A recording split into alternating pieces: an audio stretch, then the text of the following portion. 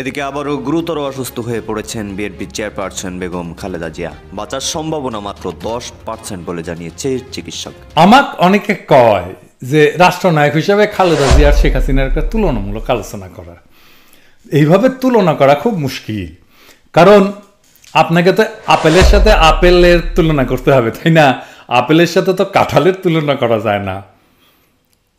আপনাকে তুলনা করতে হবে এমন একটা সমস্যা সমাধানে দুইজনের সিদ্ধান্ত নেওয়া যে সমস্যাটা একই রকম ছিল দুই সরকারের আমলে।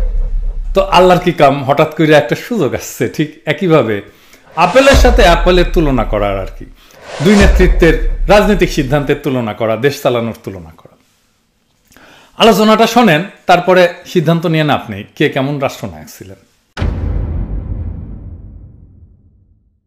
এই যে নতুন বছরটা শুরু হলো না বাংলাদেশে, তো ভারত বাংলাদেশের দ্বিপক্ষীয় সম্পর্কের দুইটা গুরুত্বপূর্ণ সংবাদ দিয়ে কিন্তু শুরু হয়েছে। প্রথম খবরটা প্রকাশিত হয়েছিল একদম 1 জানুয়ারি, হ্যাঁ, বছরের পয়লা উপহার আর কি। এটা কয়া হয়েছে একটা গুরুত্বপূর্ণ খবর। তার আগে জানেনি যে বাংলাদেশে কিন্তু ইন্ডিয়া পাটের পণ্যের উপরে অ্যান্টি ডাম্পিং শুল্ক আরোপ করছে আরো 5 বছর আগে, সেটা আরো 5 বছরের জন্য বৃদ্ধি করছে। 2017 সালের জানুয়ারি মাসে ভারত এই শুল্ক টন প্রতি $272 ধার্য করে।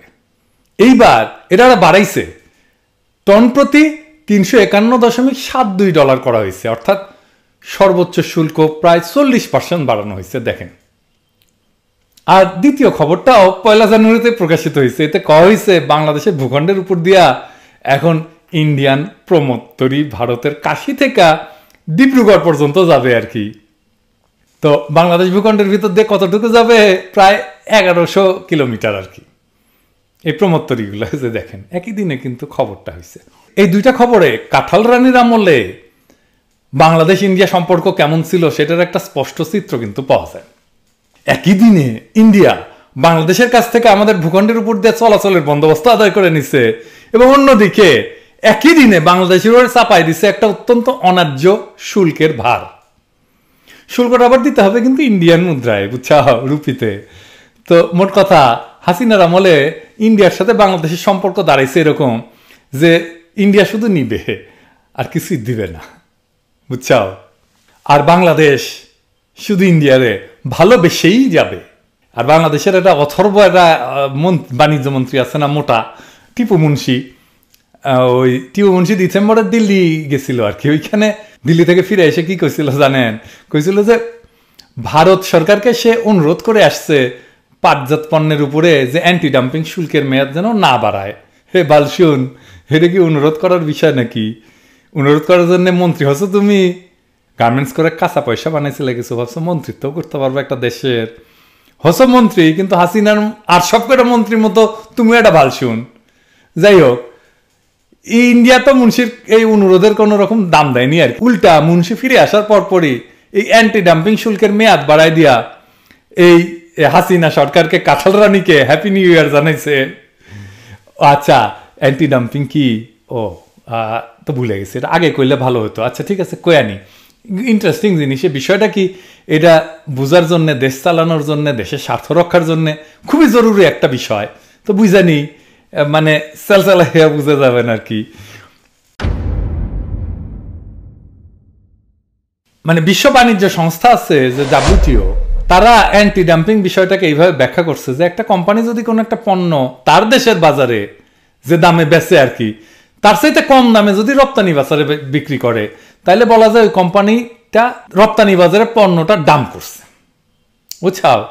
তো এরকম একটা যদি পরিস্থিতি হয়, তাহলে যেই দেশে পণ্যটা গেল আর কি, যে রপ্তানি কইরা, মানে যারা আমদানি করলো, তারা ওই পণ্যের উপরে অ্যান্টি ডাম্পিং ডিউটি বা শুল্ক চাপাইতে পারে। কারণ হচ্ছে যে কোম্পানিগুলো করে কি, বাজার দখল করার জন্য অনেক সময় কোনো দেশে অনেক কম দামে মাল সামাল পাঠায় দেয় আর কি। তো এটা করলে তো যে দেশ আমদানি করবে তারা তো বিপদে পড়ে, কারণ তার এখানে স্থানীয় উৎপাদক আছে। তো ওইখানে তো একটা আনফেয়ার কম্পিটিশন হয়, অন্যায্য একটা কম্পিটিশন, বেইনসাফি হয় ওই দেশের স্থানীয় উৎপাদকের সঙ্গে। সেই জন্য অ্যান্টি ডাম্পিং শুল্ক, মানে ডাম্প করেছে, হ্যাঁ, প্রোডাক্ট, তো সেই জন্য এই অ্যান্টি ডাম্পিং একটা শুল্ক দেয়, যেন প্রোডাক্টের দাম বেড়ে যায়। দাম বেড়ে গেলে তখন এটা প্রতিযোগিতামূলক হবে। বুঝতে সমস্যা হচ্ছে? আচ্ছা, আরো ভালো করে এটা বুঝাই দিই আর কি। ধরেন চীন আমেরিকাত কিছু কম্পিউটার পাঠাইলো কম দামে আর কি, রপ্তানি করলো।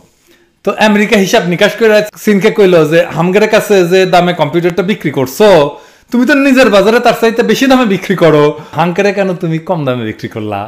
তো তার মানে তুমি এই কম্পিউটারটা আমার দেশে দাম করছো, তাই না? তো এই কারণে তো আমার দেশে যে উৎপাদকরা আছে যারা বানায় কম্পিউটার, তারা তো তোমার সাথে একটা বেইনসাফি প্রতিযোগিতায় লিপ্ত হইলো, তার সাথে তোমার সাথে তো প্রতিযোগিতায় পারবে না, তাই না? তো এই অন্যায্য অবস্থার প্রতিকারের জন্য আমরা তোমার উপরে, কম্পিউটারের উপরে আমরা একটা অ্যান্টি ডাম্পিং শুল্ক বসাচ্ছি, যেন তোমার দাম আমার বাজারে আমার স্থানীয় উৎপাদকের দামের সমান হয়, ফেয়ার কম্পিটিশন করো, বুঝছাও? তো তাইলে ইন্ডিয়া যখন বাংলাদেশে পাটজাত পণ্যের উপরে অ্যান্টি ডাম্পিং শুল্ক চাপায় দেয়, তাইলে ইন্ডিয়া কইতে যাচ্ছে ওইসব পণ্য আমরা বাংলাদেশে যে দামে বিক্রি করি তার চেয়ে কম দামে আমরা ইন্ডিয়াতে রপ্তানি করছি, ফলে ইন্ডিয়ান পণ্য প্রতিযোগিতায় মার খাচ্ছে, তাই না? তাই তো বোঝা যায়। তো সব আইনেরই তো অপপ্রয়োগ আছে, তাই না? তেমন এই আন্তর্জাতিক অ্যান্টি ডাম্পিং আইনেরও অপপ্রয়োগ করে থাকে অনেক দেশ। শুধাই অ্যান্টি ডাম্পিং শুল্ক বসায় দেয় কোনো দেশ আর এক দেশের পণ্যের উপরে, ঢুকতেই দেবে না। নিজের মার্কেটে আমি আর কাউরে ঢুকপার দেবো না আর কি, বুঝছাও? তো তাইলে এরকম অন্যায্য আচরণের যদি শিকার হয় কোনো দেশ, কার কাছে বিচার দিবে? এখানে ব্যবস্থা আছে? এই যে একটা ব্যবস্থা আছে, সেটা হচ্ছে WTO-র কাছে একটা ডিসপিউট সেটেলমেন্টের জন্য বা বিবাদ নিষ্পত্তির জন্য একটা কেস দায়ের করা যায়। তো তাইলে হাসিনা এই ক্ষেত্রে কি করছে? পাটের ক্ষেত্রে তো টিপু মুন্সি যখন ইন্ডিয়ার কাছে বাংলাদেশের পাটের পণ্যের উপরে যে 2017 সালে যে অ্যান্টি ডাম্পিং শুল্ক দিছিল না, সেটা প্রত্যাহারের যখন অনুরোধ জানাইছিল, তার মানে তো ধরে নিতে হবে যে বাংলাদেশ ইন্ডিয়ার এই শুল্কটা চাপানোটা অযৌক্তিক বা বেইনসাফি বলে বিবেচনা করে, ঠিক তো, তাই না? তাছাড়া সে রিকোয়েস্ট করবে কেন? তার মানে ইন্ডিয়াতে যে মূল্যে আমরা এসব পণ্য রপ্তানি করি, বাংলাদেশে তার চাইতে কম দামে আমরা বিক্রি করি না, সোজা হিসাব। বরঞ্চ ইন্ডিয়ায় শুল্ক আরোপ করছে নিজের উৎপাদকদের প্রোটেকশন দেওয়ার জন্য, তাই না? তাহলে হাসিনা সরকারের কি করা উচিত ছিল? WTO-তে একটা কেস করে দেওয়া উচিত ছিল, তাই না? দেখে আসলাম তো আমরা তো আগে দেখে আসলাম, তাই না? তো 2017 সাল থেকে তো 5টা বছর পার হয়ে গেছে। হ্যাঁ, এই দীর্ঘ সময়ে ইন্ডিয়ার যে অন্যায্য শুল্কের কারণে বাংলাদেশের পাটজাত পণ্যের যারা তৈরি করে তারা যে ক্ষতিগ্রস্ত হয়েছে, এইটা কে দেখবে? হাসিনার তো দেখা উচিত। কিভাবে দেখছে? সে তো কেস করে নাই। সে করতেছে কি, ইন্ডিয়ার কাছে অনুরোধ করতেছে, উপরোধ করছে, ভাই এটা ছেড়ে দেন। তো ইন্ডিয়ার পাশে এটা সেটা যারা ক্ষমতা আসছে এবং ইন্ডিয়ার সরাসরি হস্তক্ষেপে যারা ক্ষমতা কুক্ষিগত করে রাখে, সেই রকম একটা দেশ বিরোধী সরকারের কাছে আমরা এর চাইতে আর বেশি কিছু আশা করতে পারি কি? এইগুলোর জন্য দরকার জনগণের সত্যিকারের নির্বাচিত একটা গণতান্ত্রিক দেশপ্রেমিক সরকার। তো এক দেশপ্রেমিক সরকার থাকলে এটা বিষয়টাকে কিভাবে ডিল করতো, এটা আমরা দেখি। আমরা এরকম একটা প্রবলেমের মধ্যে পড়ছিলাম, একই ধরনের। খালেদা জিয়া ইন্ডিয়ার সাথে কিভাবে তিনি ডিল করছিলেন সেই প্রবলেমটা, সেটা দেখি। তাইলে আমরা দেখবো যে বিকল্প নাই কাঁঠাল রানী আর খালেদা জিয়ার তফাৎটা কি। এখন যারা তরুণ আছেন বা চ্যাংড়া প্যাংড়া আছেন, তারা কিন্তু এটা বোধহয় জানেন না যে খালেদা জিয়ার ওই সময় ইন্ডিয়াতে ওই সময় কিন্তু প্রচুর ব্যাটারি যেত বাংলাদেশের, রুইম আফরোজ পাঠাতো। তো ইন্ডিয়া বাংলাদেশে তৈরি ব্যাটারির উপরে সেই সময় অ্যান্টি ডাম্পিং শুল্ক আরোপ করছিল। তো খালেদা জিয়া কেস করে দিছিল এবং ইন্ডিয়া খালেদা জিয়ার উপরে প্রচুর বিলা হয়েছিল। হ্যাঁ, বিএনপির উপরে যে ইন্ডিয়া বিলা, তার অন্যতম একটা প্রধান কারণ কিন্তু অনেকগুলোর মধ্যে এটা একটা। তো এইটার মূল্য কিন্তু খালেদা জিয়া এখনো দিচ্ছেন, তার পরিবার দিচ্ছে, তার দল দিচ্ছে। তাই এই ঘটনাটা আমাদের বিশদভাবে জানা দরকার, তাই না? আসেন আমরা একটু দেখি। বাংলাদেশ থেকে ইন্ডিয়াতে ওই সময় 98-99 থেকে 2000-2001 সালের মধ্যে যে ব্যাটারি রপ্তানি, এটা প্রায় 2.5 গুণ বৃদ্ধি পেয়ে $1.3 মিলিয়ন উন্নীত হয়। অনেক বাড়ছে, কিন্তু ওই অর্থে ভারতে বাংলাদেশের যে মোট রপ্তানি, সেইটার 1000 ভাগের 2 ভাগও না। কিন্তু এটা বাংলাদেশের এই সামান্য রপ্তানির উপরে ভারত 2001 সালে অ্যান্টি ডাম্পিং শুল্ক আরোপ করে। তো 2001 থেকে 2002 সালে বাংলাদেশ থেকে ইন্ডিয়াতে ব্যাটারি রপ্তানি সম্পূর্ণভাবে বন্ধ হয়ে যায়। তো এই সিদ্ধান্ত কে নিয়েছিল? ইন্ডিয়ায় শুল্ক আরোপের সিদ্ধান্ত নেয় ওই দেশের মানে ইন্ডিয়ার অ্যান্টি ডাম্পিং মহাপরিচালকের দপ্তর director general of anti dumping মানে ডিজিএডির সুপারিশ অনুসারে। তো ডিজিএডি এটা কেন করছিল? কারণ ইন্ডিয়ার 2টা ব্যাটারি কোম্পানি অভিযোগ জমা দিচ্ছিল। তো ডিজিএডি একটা অনুসন্ধান চালায়। এই অনুসন্ধানের আলোকে ডিজিএডি এই সিদ্ধান্ত উপনীত হয় যে বাংলাদেশ থেকে ব্যাটারি ইন্ডিয়াতে ডাম্প করা হচ্ছে। এর ফলশ্রুতিতে ভারত বাংলাদেশের ব্যাটারি রপ্তানির উপরে 131% অ্যান্টি ডাম্পিং শুল্ক আরোপ করে। ওই সময় আমি তো কইছি আগে যে বাংলাদেশের প্রধান ব্যাটারি রপ্তানিকারক প্রতিষ্ঠান ছিল রহিম আফরোজ। তারা ভারতের এই সিদ্ধান্তকে অযৌক্তিক মনে করে পরবর্তীতে ভারতের হাইকোর্টে অ্যান্টি ডাম্পিং শুল্ক আরোপের বিরুদ্ধে যুক্তি প্রমাণ দিয়ে আপিল করে। কিন্তু তাদের আপিল এই 2 জায়গাতে প্রত্যাখ্যান করা হয়। হ্যাঁ, করাই হবে, তো তারা তো নিজেরটা বেশি বোঝে, ভালো বোঝে। তো এর মধ্যে 2001 সালের অক্টোবরে বিএনপি সংসদ নির্বাচনে বিপুল সংখ্যাগরিষ্ঠতা নিয়ে জয়লাভ করে বেগম খালেদা জিয়ার নেতৃত্বে সরকার গঠন করে। নতুন সরকার ক্ষমতা গ্রহণের সাথে সাথে এই বিষয়টা ইন্ডিয়ার কাছে উত্থাপন করা হয়, কিন্তু ইন্ডিয়া এটা কানে নেয় না। ভারতের বাণিজ্য মন্ত্রী অ্যান্টি ডাম্পিং শুল্ক প্রত্যাহার করতে অস্বীকৃতি জানায়। তখন বেগম জিয়া সামনে 2টা পথ খোলা ছিল। একটা হচ্ছে ভারতের অ্যান্টি ডাম্পিং শুল্ক মেনে নিয়ে চুপ করে থাকা, আর 2 নম্বর পথ হচ্ছে বিষয়টা নিয়ে WTO ডিসপিউট সেটেলমেন্ট প্রক্রিয়ায় একটা কেস করে দেওয়া। প্রথম পথটা মানে ইন্ডিয়ার এই অন্যায্য পদক্ষেপ মেনে নেওয়াটা ছিল খুব সহজ। এতে ইন্ডিয়া খুশি থাকতো, তাই না? বেগম জিয়ার উপরে বিলা হইতো না, বিএনপির উপরে বিলা হইতো না। কিন্তু বেগম জিয়া কি করছিলেন? খালেদা জিয়া সহজ পথটা গ্রহণ না করে WTO তে কেস করে দেয় সরকারিভাবে। WTO তে যাওয়ার পথটা কিন্তু সহজ ছিল যে তা কিন্তু না। প্রথমত এতে ইন্ডিয়া অসন্তুষ্ট হয়েছে, সম্ভাবনা ছিল এবং আসলেই হয়েছে। তাছাড়া আমাদের ইন্টারনাল যে এক্সপার্টাইজ এই সমস্ত কেসেস ডিল করা সেটা ওইরকম ছিল না। কিন্তু খালেদা জিয়া বাংলাদেশের বাণিজ্য স্বার্থকে বিবেচনা করে এই কূটনৈতিক ঝুঁকি নেওয়ার সিদ্ধান্তটা গ্রহণ করেন। তোর আগেই তো বলছি যে এই যে ডিসপিউট সেটেলমেন্টের যে বিবাদ মীমাংসা প্রক্রিয়া ডিল করার জন্য যে জনদক্ষতা দরকার, সেইটা প্রাতিষ্ঠানিক সক্ষমতা বা জনদক্ষতা সেই সময় বাংলাদেশের ছিল না। আমাদের সৌভাগ্য যে ওই সময় জেনেভায় অ্যাডভাইজার সেন্টার অন WTO ল তারা আমাদের সহযোগিতা করতে রাজি হয়। তো এই কেসটা করার জন্য তাদের একটা আইনি ফি ছিল সেই সময় $1,50,000 মানে $1.5 লক্ষ আর কি। মানে সেই সময়ের হিসাবে এইটা 75 লাখ টাকার মতো আমার হিসাবে হবে আর কি, যদি আমার হিসাব ভুল না হয়ে থাকে। ওই সময় এক্সচেঞ্জ রেট যা ছিল। কিন্তু খালেদা জিয়া পার্সোনালি রিকোয়েস্ট করেন অ্যাডভাইস সেন্টারকে যে যেন এটা কম খরচায় করে দেওয়া হয়। আজকে তো হাসিনা খালেদা জিয়ার নামে বদনাম করে যে উনি এতিমের টাকা মাইরা দিচ্ছেন।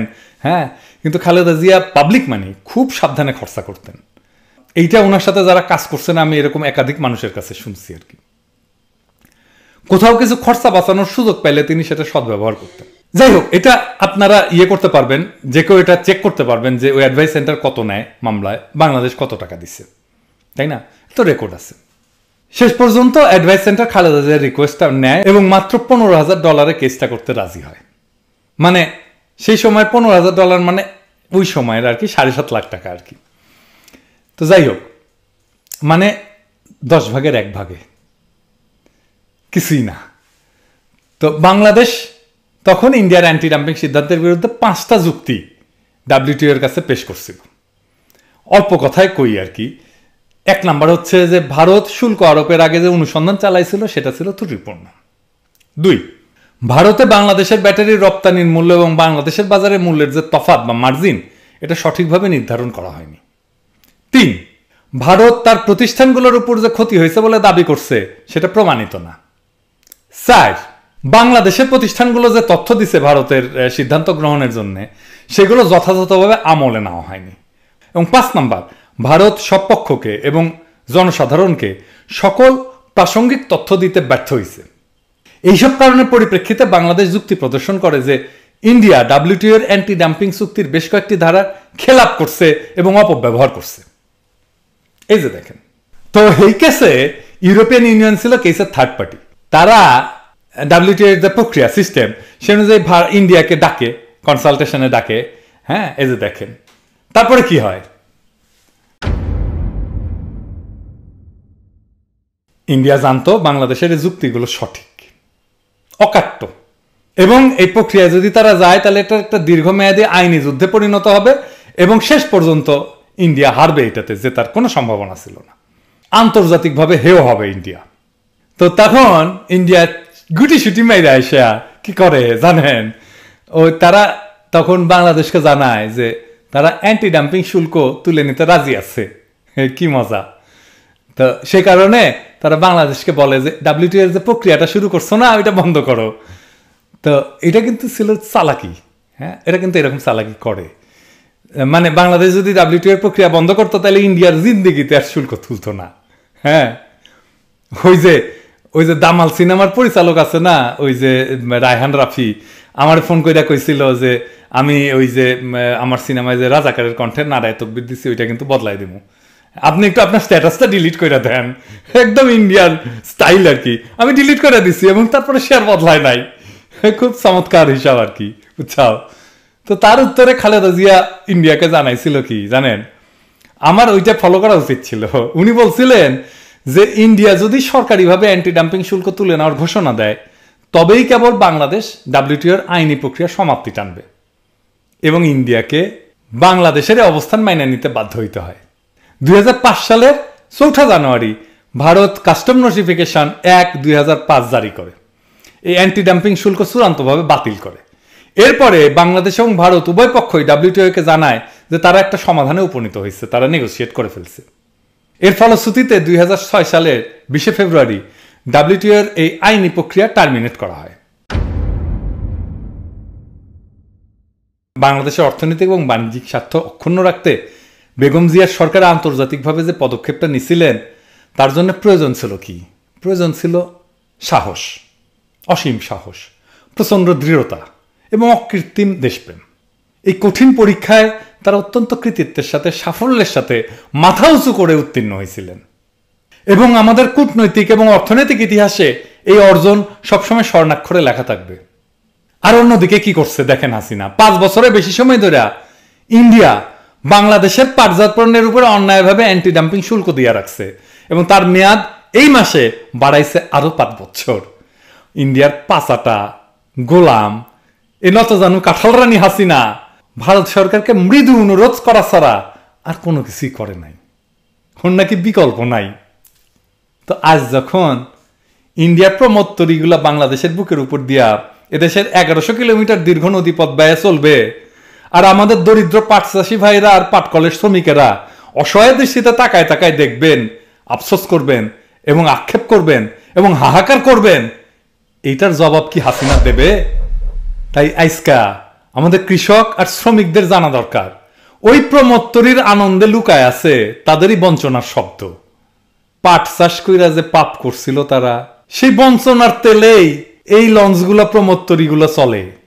তাদেরই ভাগ্য, তাদেরই শ্রম যা হাসিনা সরকার শুধু ক্ষমতায় থাকার বাসনায় ভারতকে উপঢৌকন দিছে।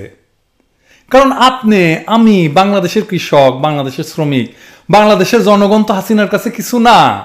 আমরা তো তাদের প্রজা, আমরা তার টাকা কামানোর মেশিন।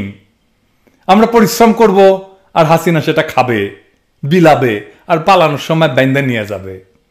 বেগম জিয়া আর ফ্যাসিস্ট কাঁঠাল রানীর মধ্যে কি তফাৎ জানতে চাইছিলেন না অনেকে? বুঝছাও তফাৎটা কি?